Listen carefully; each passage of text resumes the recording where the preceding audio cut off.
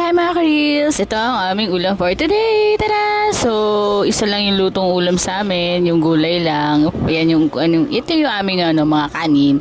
First, meron kaming gulay na may sahog na hipon. Yan. Actually, tira lang namin yan eh. And then, ito, binili namin ito sa Shopwise. Lechon belly. Yan, napakasarap. Kasama pang soso. Pero mas masarap pa rin talaga yung magtumas eh, no?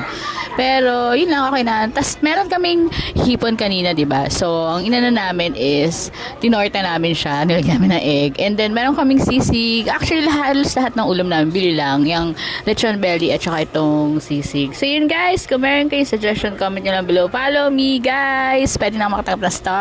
So, ang dami naming ulam kasi kompleto talaga kami ngayon. Yung mga bagets nandito na, wala kasing pasok. So, yan. Kaya, super dami namin. Dami rin kaming ulam. Yun lang guys. Happy eating. Bye!